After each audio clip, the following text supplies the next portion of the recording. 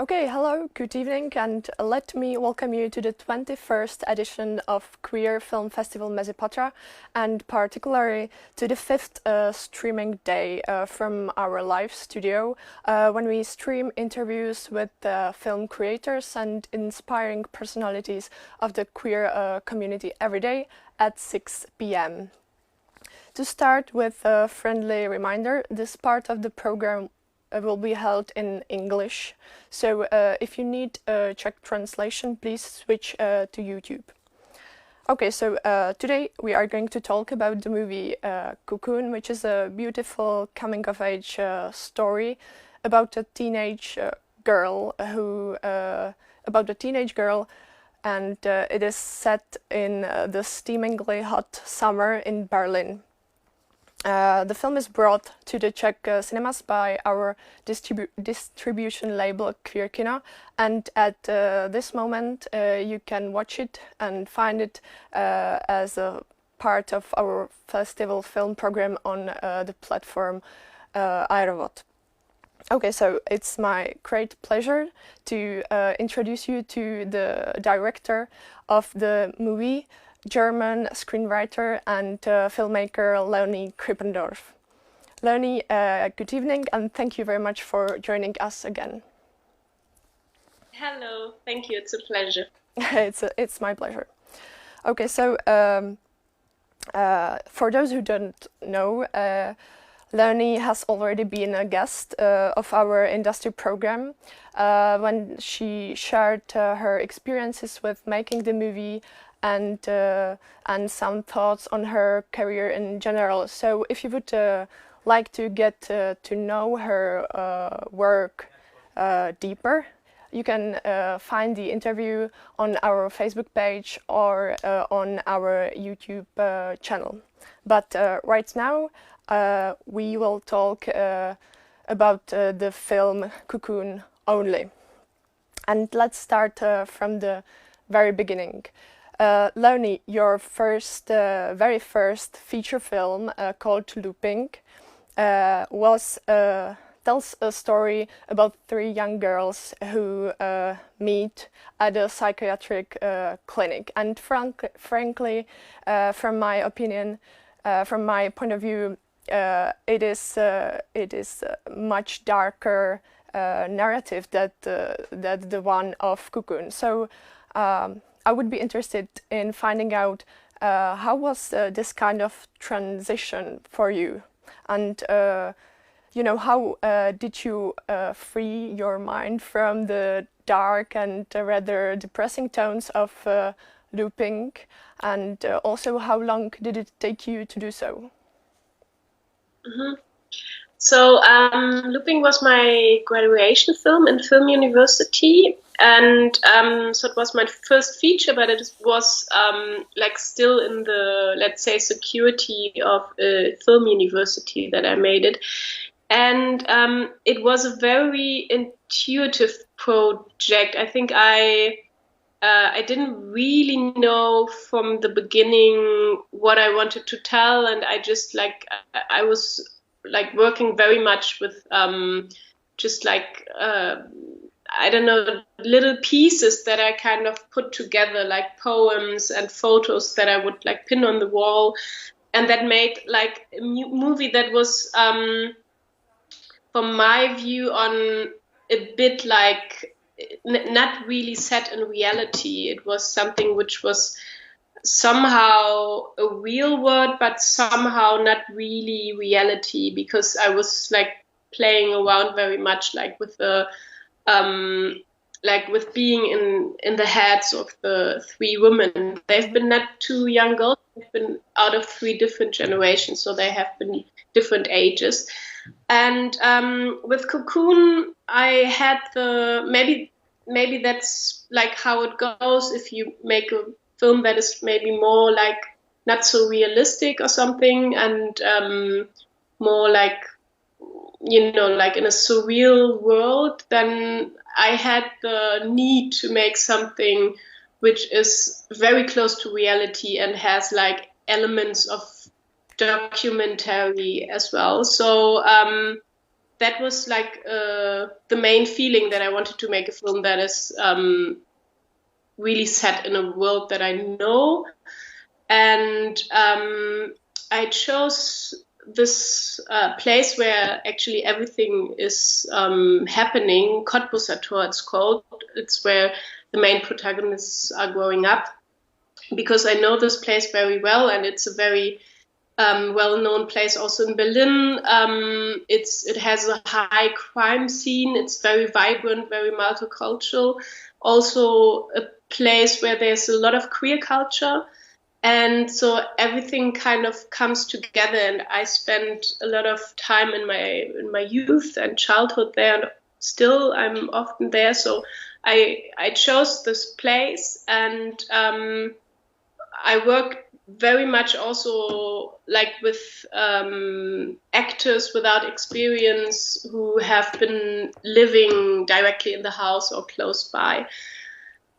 So what I wanted to achieve was really like something like an authentic feeling for the world there. And so that was very different from like, the main feeling that I was interested in. Yeah, so does that mean you've said that looping was rather surreal and set in the minds of the characters, and Cocoon is rather authentic and realistic. But does that mean as well that when you do such a dark movie as Looping, you have to kind of recover with such a great and summary story of Cocoon? Well, yeah, maybe. I don't know. Like, it's intuitive. I didn't really think about that, but it's an interesting thought that I maybe had the need to make a movie that is lighter and like carries a more positive feeling of the world of the protagonist. And yeah, I mean, I think also that I'm making films very much out of my stomach, and there are different times in my life. So I could very much relate to Looping because there have been pretty dark times in my life, but I also can very much relate to Cocoon, and I think it's just another chapter of my life. And I think it's all not like biographical or something. Like, of course, there are always biographical elements, but it has to do very much with how I felt inside of me, and I tried to find pictures for that. Mm-hmm. So maybe we will see that in a few years when you make your next film, if it's going to be dark and darker than Looping, or if it's going to be just as summary as Cocoon. Okay, so to find out more about the pre-production phase, when writing the movie, how do you create your characters? How do you approach them? Do you take inspiration from your own life and memories, or your friends maybe? And also, how do you know the exact moment when the characters become real and begin to live on their own, let's say? Yeah. I think with Cocoon, I didn't really start with the character. I started with the need to make a film, a coming of age film, which is very close to the body, because I felt that I had a pretty hard time as a teenager, like developing from girl to woman, and I didn't see that aspect like in really the changing body so much in coming of age films before. And like that simple thing, like getting your period for the first time, I mean, it always appears, but mostly as a little side story. And I found it so frightening when I was young. And so that was maybe like, yeah, the first thing that I had, and also the first scenes that I developed, like have always been like very close to the body, and like she getting, like the main protagonist Nora getting her period and stuff. And I think then I also wanted to, I've been asking myself, because then I knew that I wanted to like film at Cottbusser, like the area I already talked about. That came a bit later, but from that day on, I knew that I want to show someone that is, because it's such a tough world, and usually you have tough characters surviving in tough worlds, and I wanted to show like a very sensitive and shy character, but that is also like having her own ways to survive, and in that tough world. So yeah, I think just like this little bits, if you put it together, then maybe also like with feelings that you had in that time, then your character is building, like, and the moment when it's able to walk on its own, the character, I don't know. I think you just feel it. Like there's a point in the script where you feel what is. You don't make decision anymore for that are building the character. You have like things in the script, and you ask yourself, would that be realistic for the character to act like that or to feel like that? Mm-hmm. So I think like this changes, like not making decisions for the character anymore, but asking yourself, would my character think that, do that, feel that? Mm-hmm. Yeah. Well, let me ask a little bit different. During the shooting, was there any point when you watched the scene that was shot and you decided this is not true to the character, this is not what I thought it would be and what it looked like? Was there anything like that? No, but that's because we have been, the Nora is played by Lena Utzendowski, and Lena Utzendowski and me, we have been working very intense on the script and on the character of Nora beforehand. So we had a long time of rehearsal and very intense.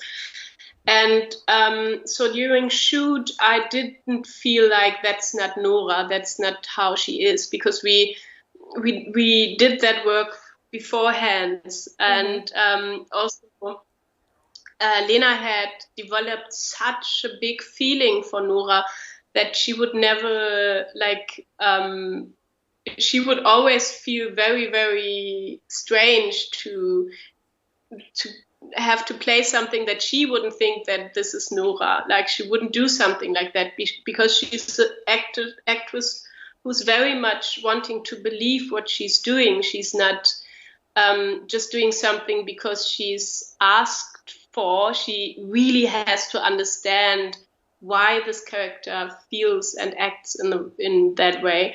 So yeah, we have been going through that process before shooting. Mm-hmm.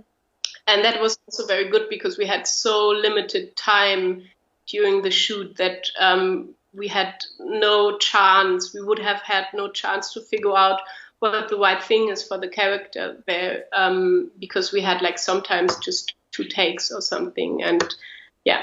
Mm-hmm. And may I ask, how exactly did you find the performer, the actor of Nora? Because she is such a great and natural actress, in my opinion. So how did you find her?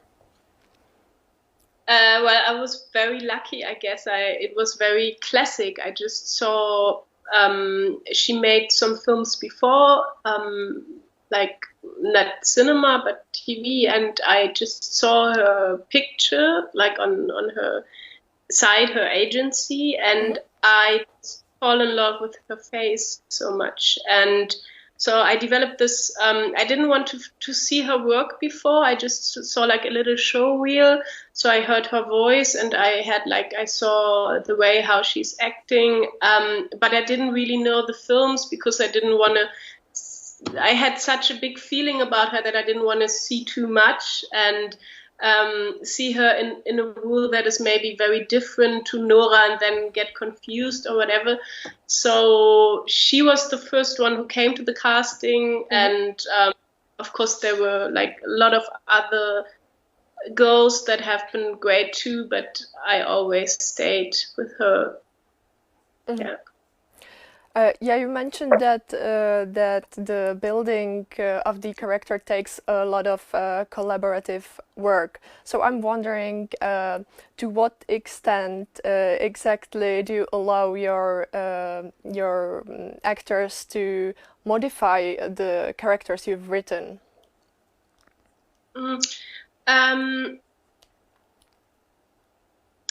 That's a good question. I would say there are points where I maybe am not so sure about, like mostly with the smaller characters, and mostly not with the main characters, because the main characters I usually know pretty well. But like if I feel like I'm not sure, then I'm very thankful if someone else is suggesting something, and then maybe that feels good for me. But if I'm sure about something, then it's a problem that I couldn't make myself understood, like that I just didn't really find the words how to explain.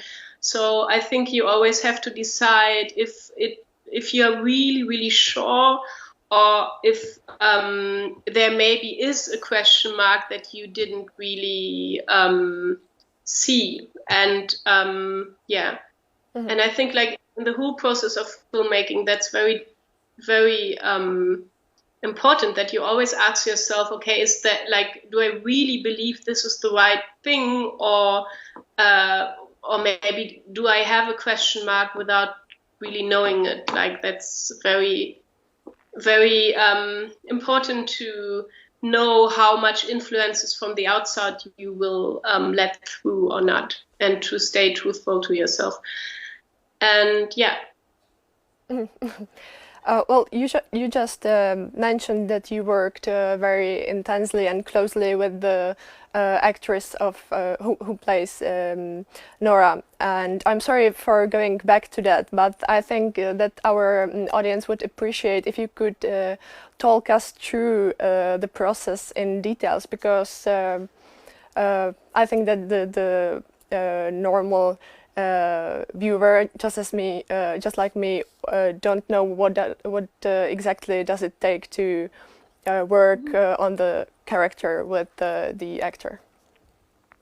So what we did at first was to speak about every scene in the script, very detailed, and also if it was just like a way, like sometimes you have like little scenes that just fill something in, like in your script, because you need something to come to the next scene, and these have to be truthful too. And sometimes you put something in there because you think, okay, this is not so important, but Lena would be an actress who would always see that and always say, okay, but why is she, what do you mean she's like I don't know, looking in this and that direction? Like, do you mean something with that, or is it just like, could also look in the other direction? So like, she's very precise with every word that is like inside the script, and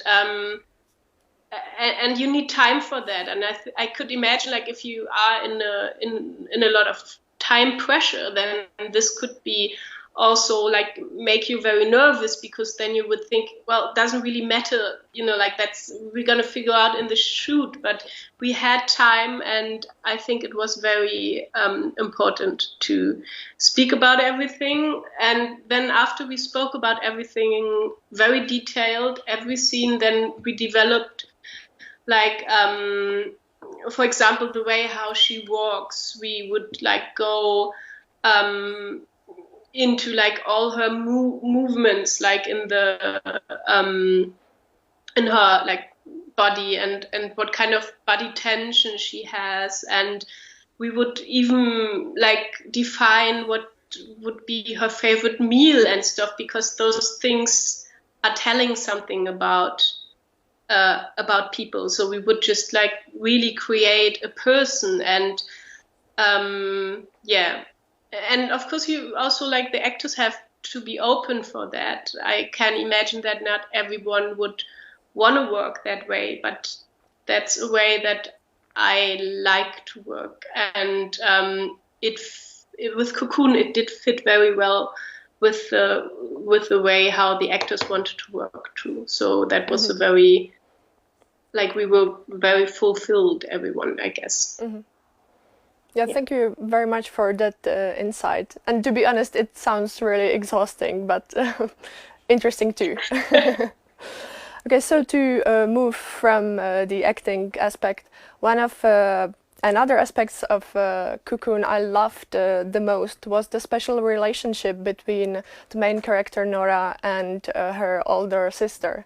Because I think that what we usually see is a very flat and shallow depiction of these kind of relationships, and especially between younger siblings, I would say. So, but your movie does not do that. It doesn't like idealize their sisterhood, and they, in my opinion, they can be really cruel to each other, which I find kind of refreshing, so to speak. So how did you manage to create such an authentic image of the two sisters and what they have? Maybe do you have a sister yourself? No, I don't have a sister. I always wanted to have a sister, I must admit. And I think... Sorry? It's not that great, to be honest.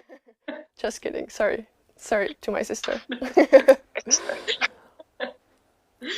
No, I think I had this. I always had this thought that how would it be if you have like a person in your life which is so close to you, and it is like your, same gender, same generation. And you kind of can't choose that person, but so of course there will be difficulties because maybe you are very different, but like that this person will always stay in your life as maybe the closest person in your life. Like I just found that very beautiful and very I just imagined how a relationship would be then.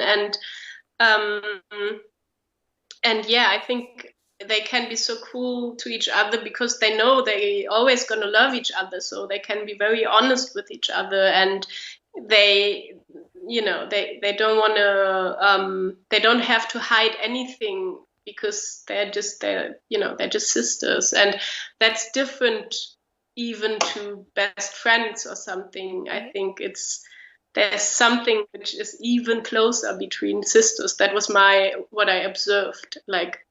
And I did envy that. So I think that's why I was interested in that. And then I think we've been also working on that very, very long with Lena Klenke, who played Jule, Nora's sister. We had a long time together finding the relationship, and we would look at pictures from their childhood, and so that they could know each other as children, and we have been talking a lot about how they have been as children, what they liked, what they didn't like. So they really had the feeling that they knew each other since a long time. Yeah, thank you very much for that. Another part part of the movie that participates in creating the attractive summer vibe would be the feel-good soundtrack for sure. So I would be interested in finding out how was the music incorporated into the movie. If you maybe if it was made specifically for Cocoon, or if you had to search for it after the production. Yeah. So like there has been one song, like the Alice Phoebe Lou She song, that I kind of knew that I wanted to have that from the beginning. So yeah, we were lucky that we actually could get it then. And like the score, her name is Maja Prostepski, and she's a musician composer I met at Berlinale Talents. And yeah, I just saw her like little show reel that we had under our talent profiles, and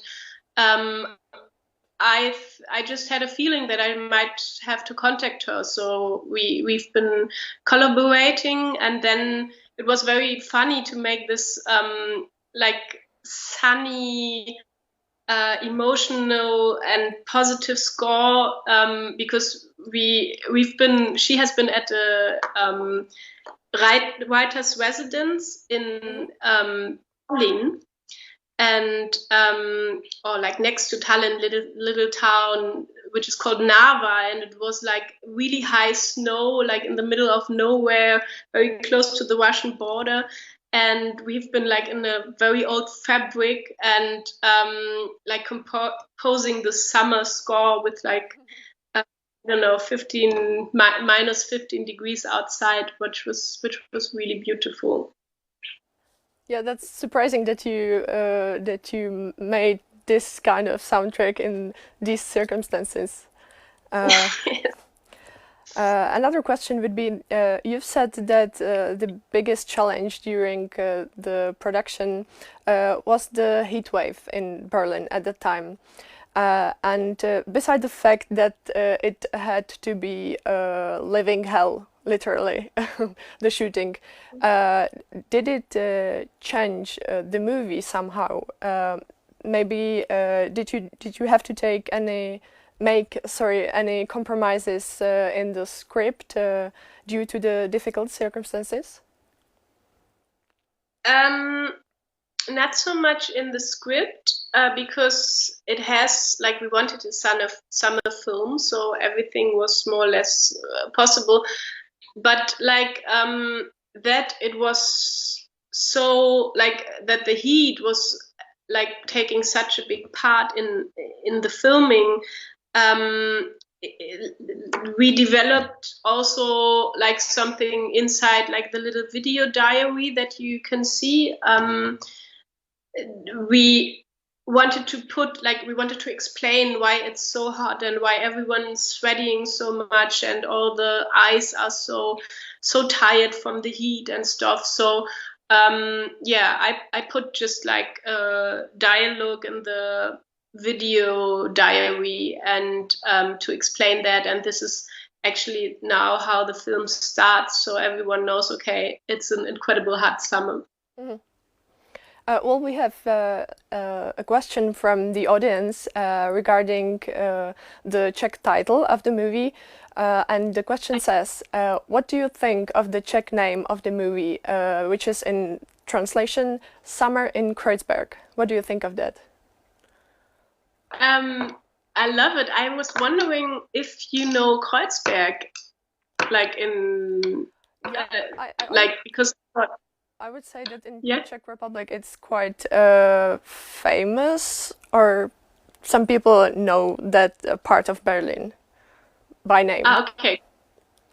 Cool. Yeah, I was no, I like it very much. I had a hard time finding the title Cocoon because I was aware of like the big metaphor of like this you know of this development, like the coming of age story, and then like having this development to a butterfly that is like in some ways it could be a bit obvious, like it could be a bit obvious metaphor, and I was afraid of that. I actually in the beginning I didn't really recognize it. I just wanted I wanted Nora to have like a nerdy, childish hobby.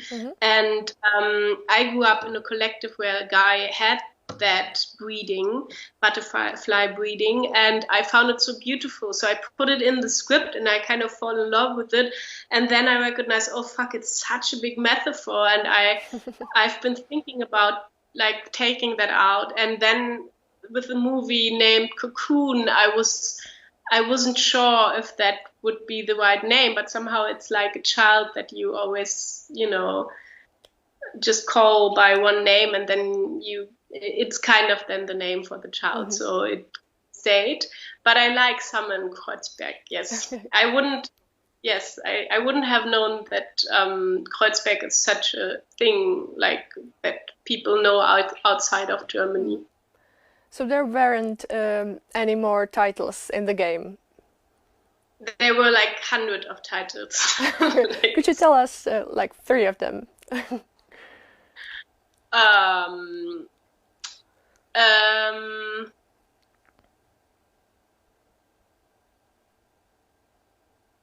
Okay, so maybe that was a stupid question for me.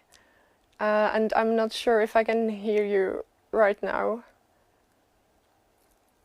Okay, so I'm really sorry. We have some technical troubles, and we will take a break, I think. Okay, so yeah, that's really pity, but thank you very much, Leonie, for spending your time with us. And I would. Oh, I can see Leonie right now. Can we continue, maybe? Yeah, sorry, I just said that one of the names was, I think, just calling the film by the name of the main protagonist, Nora, which many films do, and which always somehow feels good because you want to have, like you have such a close relationship as the filmmaker with your main character, so it somehow works emotionally. But I found it a bit boring because I think, like, so many films are just called by the name of the main character. Yeah. Oh, well, I'm afraid that we have time for just one more question, and that would be, it might seem a little personal at first, but don't worry, I think we will get to the point. So where are you calling from, Leonie? Could you share with our audience where are you right now? I'm calling from Italy, South Italy. I'm at a little island called Lipari, and I'm writing a script here which will take place on the island. And it is very beautiful, and I feel so lucky and thankful to just have an escape from like COVID and just be in the nature and just have time to write my script. Yeah. Yeah, that must be very great. But the reason I'm asking is that due to the pandemic and ongoing crisis, I'm sure your working plans or your working morals maybe must have been challenged a little. So I just wanted to ask if you also experience if this situation caused you to have more spare time for your creative work, or on the other hand, if you suffer from unproductivity and laziness, as many of us. So that's the reason why you went to Italy, to kind of recover yourself a little. No, actually, it was planned before. I got a founding for that script that I'm writing in the moment last year already. So it was clear that I'm gonna spend some time here at that island, and yeah, and I just thought that might be a good time now. I was really worried if because like I came here when the numbers have been rising, and I don't know if I would like make it till the island, but now I'm here, and now I don't mind if I get stuck here a bit longer. So Okay. yeah. That seems beautiful, Leonie. Thank you very much for sharing that with us and for spending your evening with us. It's been a great pleasure. So thank you very much. Thank you very much. Okay, and just a brief invitation to conclude with. Tomorrow at 6 p.m. We will welcome another filmmaker to the studio. This time it will be the famous director Bruce LaBruce, and he will be talking about his movie Saint Narcisse. Okay, that is all for me, and in a moment Leonora will talk to Marcela and Aleš about their activities related to Mezipatra school screenings. So again, many thanks for your time and your support, and stay tuned. Thank you very much.